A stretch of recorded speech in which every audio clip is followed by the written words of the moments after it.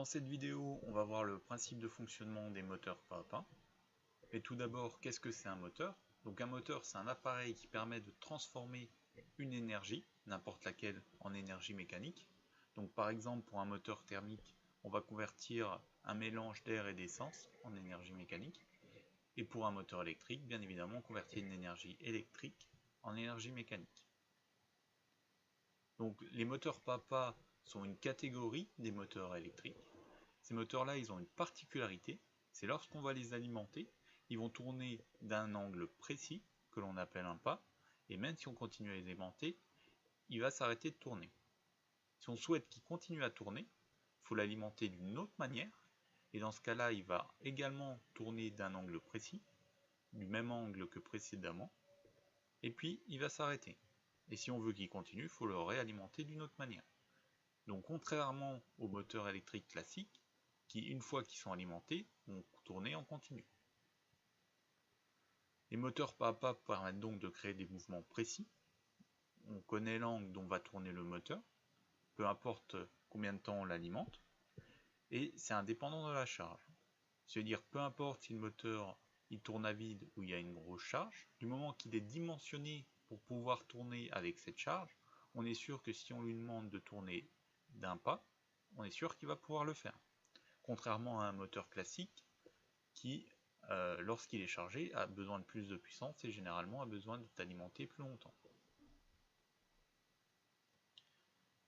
Donc voici quelques exemples d'applications qui utilisent des moteurs pas à pas. Donc à gauche, vous avez une imprimante 3D qui utilise plusieurs moteurs pas à pas pour pouvoir déplacer la tête d'impression. Donc la tête d'impression, elle doit se déplacer de gauche à droite, de haut en bas et d'avant en arrière. Et donc, comme elle a besoin de se déplacer très précisément, on utilise des moteurs pas à pas pour réaliser ces fonctions-là. À droite, vous avez un bras articulé à 3 axes qui utilise également des moteurs pas à pas pour déplacer le bras. Donc par exemple, le bras, qu'est-ce qu'il peut faire? Il peut aller saisir une pièce sur la table pour la déplacer à un autre endroit. Et donc bien évidemment, pour faire ce genre de manipulation, il y a besoin de faire des gestes très précis. Donc maintenant, on va passer au fonctionnement d'un moteur pas à pas. Donc ce qu'on avait dit, c'est qu'un moteur pas à pas, ça convertit une énergie électrique en énergie mécanique, ce qui est tout à fait vrai. Mais en fait, il y a une étape intermédiaire. Donc un moteur pas à pas, ça convertit une énergie électrique en énergie électromagnétique. Et cette énergie électromagnétique est ensuite convertie en énergie mécanique. Donc l'énergie électromagnétique va en fait générer des champs magnétiques. Et ces champs magnétiques vont soit s'attirer, soit se repousser. Et donc ça va mettre en mouvement des pièces mécaniques pour créer une énergie mécanique. Donc un moteur pas à pas, ça fonctionne selon le même principe que les aimants.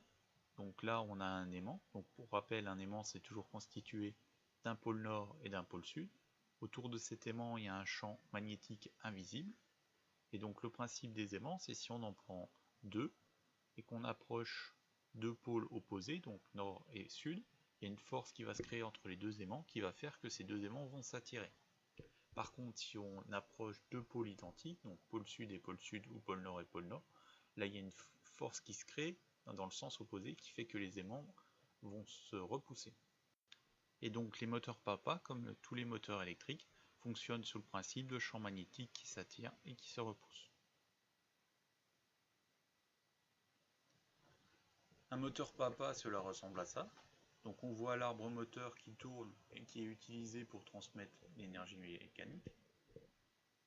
Donc j'ai démonté le moteur pour qu'on puisse voir ce qu'il y a à l'intérieur. Donc pour information, c'est un moteur pas à pas que j'ai récupéré sur une ancienne imprimante 3D. Donc un moteur pas à pas, c'est constitué de deux grandes parties. Donc à gauche sur l'image, on a le stator, c'est la partie statique du moteur.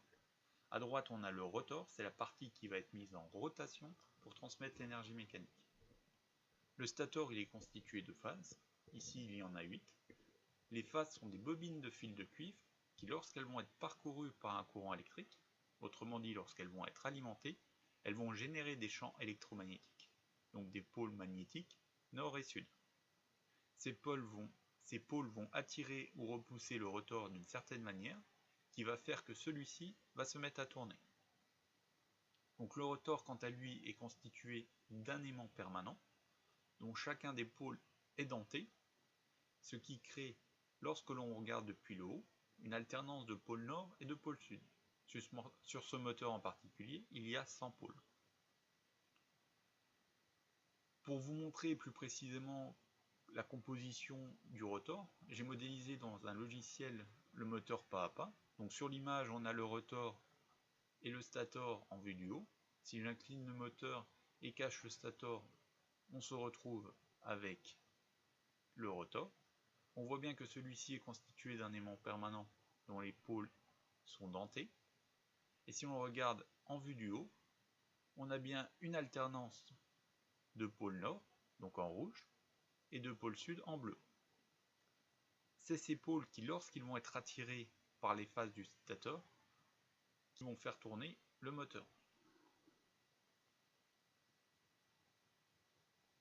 Donc pour montrer le fonctionnement du moteur pas à pas, ce que j'ai fait, c'est que j'ai conçu mon propre moteur pas à pas que j'ai imprimé en impression 3D. Donc j'ai créé un moteur ouvert, donc comme ça on voit bien ce qui se passe lorsque le moteur fonctionne. Donc si on fait l'analogie avec le moteur que je vous ai montré précédemment, on a le stator et le rotor. Au stator, on a bien 8 phases. Par contre là, je ne vais pas utiliser des électroaimants, mais je vais utiliser des vrais aimants pour montrer le fonctionnement. Et au rotor, j'ai pas 100 pôles, je vais mettre que 6 pôles.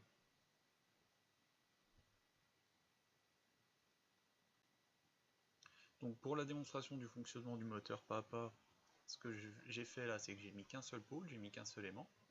Et donc on voit quand je vais alimenter, donc déplacer l'aimant de phase en phase, je vais attirer l'aimant qui est au rotor, et donc je vais faire tourner mon moteur. Et donc un moteur pas à pas, ça fonctionne comme ça, on alimente successivement les phases pour attirer les aimants ou l'aimant qui est au rotor, et ainsi on fait tourner le rotor. Donc maintenant je vais représenter le moteur sur un schéma. Donc j'ai représenté le stator avec les 8 phases et le rotor avec son pôle. Donc j'ai bien mes 8 phases que j'ai numérotées de 1 à 8. Ensuite j'ai mon pôle. Donc dans un premier temps, ce que je vais vouloir calculer, c'est l'angle qui sépare deux phases.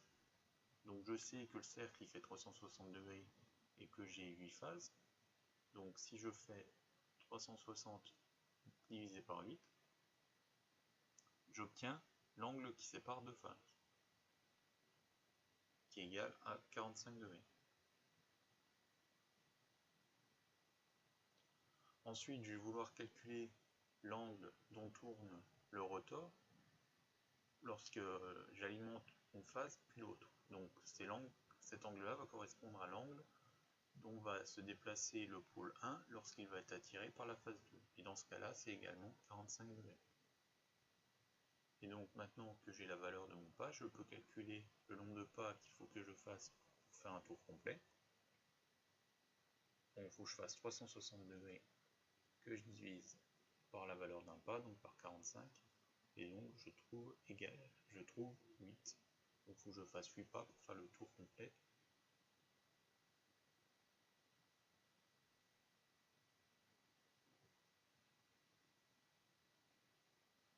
Et c'est bien ce qu'on trouvait.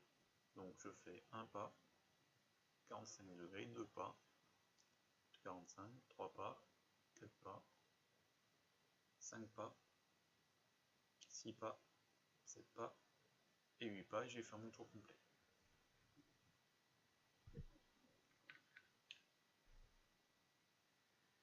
Donc maintenant on va prendre une autre architecture pour le moteur. Donc là j'ai que 4 phases, et au rotor j'ai mis 6 pôles, donc qui sont des aimants que j'ai alternés entre pôle nord et pôle sud.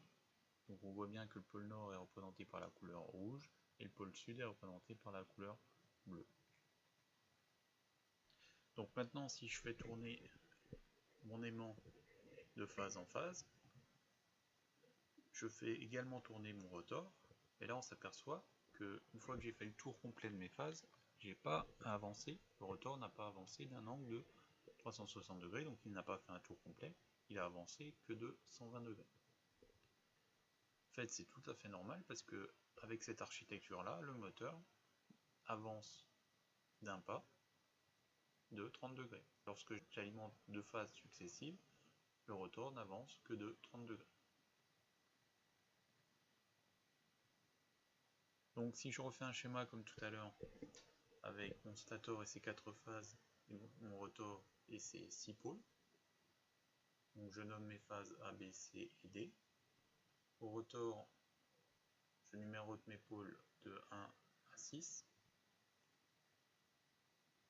Donc maintenant, si je souhaite calculer l'angle entre deux phases, je fais 360 divisé par 4, qui fait 90. Ce que je vais faire aussi, c'est que je vais calculer l'angle entre deux pôles, donc 360 que je divise par 6, le nombre de pôles, donc j'obtiens 60 degrés.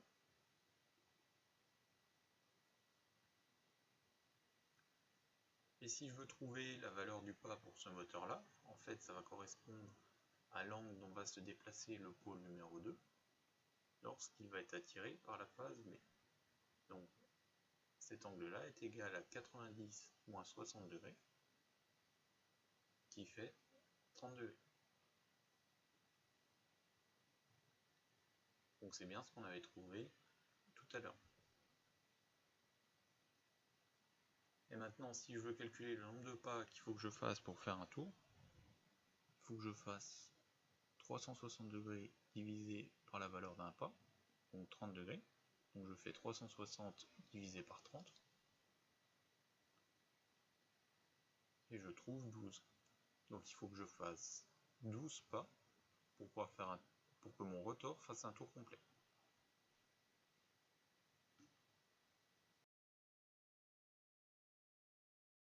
Donc maintenant que j'ai créé un moteur pas à pas et que j'arrive à le faire tourner en utilisant des aimants permanents au stator, ce que j'aimerais faire, c'est utiliser des électroaimants au stator pour pouvoir faire tourner le moteur pas à pas. Comme ça, je serai capable de le faire tourner en utilisant de l'électronique.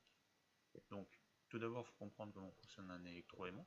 Donc, un électroaimant, c'est rien d'autre qu'une bobine de fil de cuivre qui, lorsqu'elle est parcourue par un courant électrique, va générer un champ magnétique.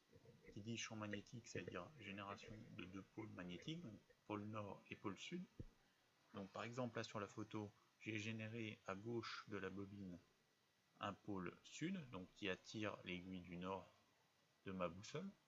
Si je regarde le pôle qui a été généré de l'autre côté, donc j'ai généré un pôle nord qui va attirer l'aiguille du sud de ma boussole.